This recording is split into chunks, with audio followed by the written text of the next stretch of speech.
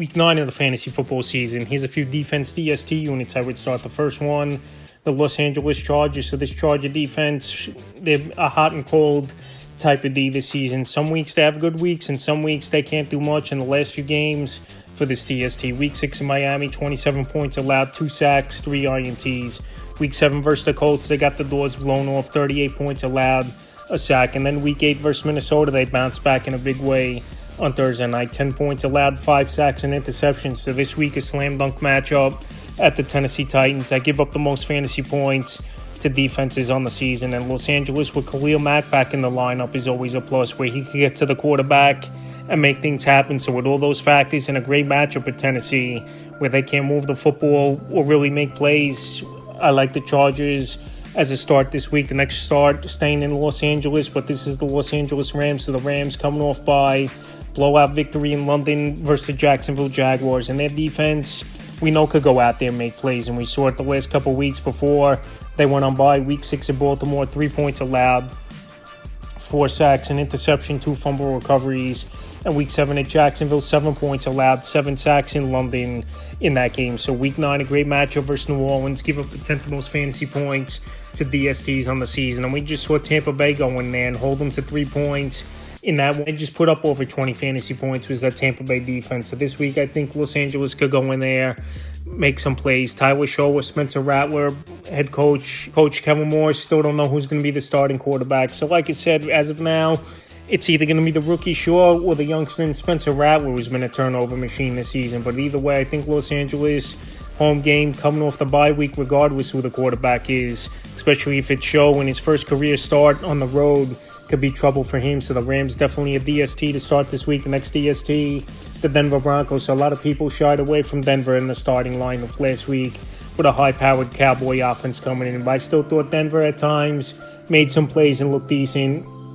And that one, 24 points allowed, 2 sacks, 2 interceptions. And this week, a good matchup at Houston, where I know Houston's offense got things going last week, but that was versus a depleted defense of the San Francisco 49ers. So this week at Houston, CJ Stroud's been struggling all season long. I think they could create a few turnovers in this game. We know they could get a few sacks where that O-line isn't great.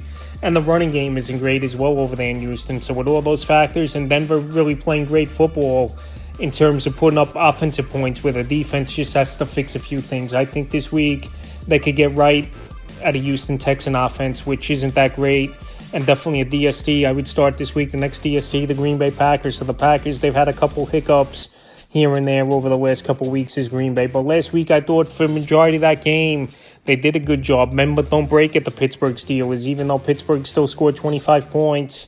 One of their last scores was a garbage time touchdown. So the last few weeks for Green Bay, Week 6 versus Cincinnati, 18 points allowed, a sack. Week 7 at Arizona, 23 points allowed, 6 sacks, a fumble recovery. In Week 8 at Pittsburgh, 25 points allowed, 3 sacks, a fumble recovery. So this week versus Carolina, they give up the 11th most fantasy points to the DSTs on the season.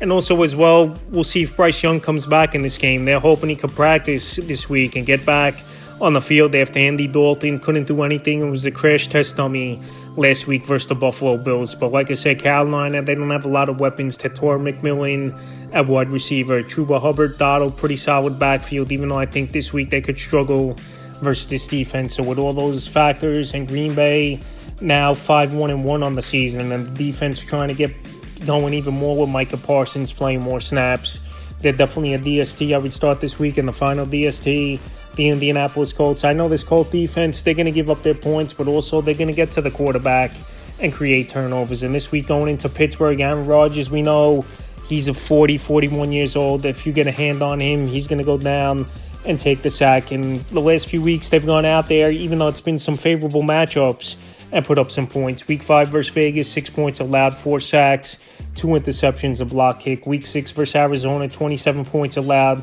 2 sacks and INT. Week 7 at the Chargers, 24 points allowed, 3 sacks, 2 interceptions. And Week 8 versus Tennessee, 14 points allowed, 4 sacks and interceptions. So this week at Pittsburgh, like I said, I know Pittsburgh, they're going to get their points, 28-point range. Pittsburgh will most likely put up in this game. But Indianapolis, they get to the quarterback.